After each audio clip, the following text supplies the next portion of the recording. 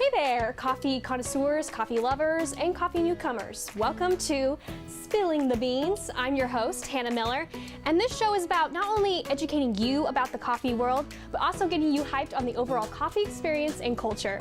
Today's episode is dedicated to essentially telling you about the coffee history, so let's get started. The origin of coffee is somewhat of a big question mark, but there are mythical accounts believing it originated in Ethiopia in the 15th century. But actual evidence shows that the art of drinking coffee began in monasteries in Yemen. By the 16th century, it had spread to the Middle East, India, Persia, Turkey, Africa, and well, you get the gist. Basically, coffee became a major ordeal. By the 17th century, there were 300 coffee houses in London. 300! And then from then on, missionaries, colonists, and traders brought coffee to places like America, which we here in the US are forever grateful for. So, super interesting history, right? But what is coffee anyway? Did you know coffee is actually a cherry? Huh? Weird, right? Coffee trees can grow over 30 feet, and the cherries along the branches take around 5 years to grow to its full fruit. A coffee tree can produce 10 pounds of coffee cherries per year. Coffee is grown in 70 countries across the globe, like Brazil, Ethiopia, and New Guinea. So now that we know a little bit about coffee and where it comes from, we have to ask ourselves, what is the difference between a light roast, a medium roast, and a dark roast? Well, I'll tell you.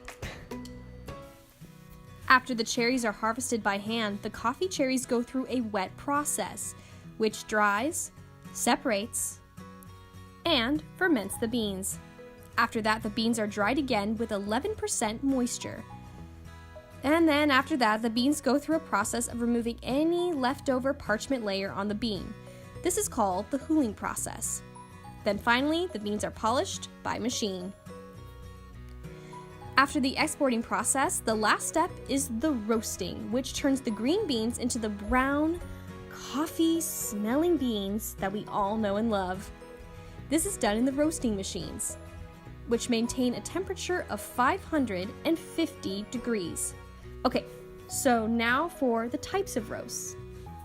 Light roasts are light in color and are preferred if you like a lighter flavor. Because it's lighter, you would think it would have little caffeine. Wrong. Lighter roasts are highly caffeinated. Medium roasts have a medium brown color and have a stronger flavor than a lighter roast. And then lastly, dark roasts are bitter and have a shiny black coat. The darker the roast, the less acidity there is within your coffee drink. That's all I have for you today, but be sure to like, comment, and subscribe down below. Stay tuned next time on Spilling the Beans.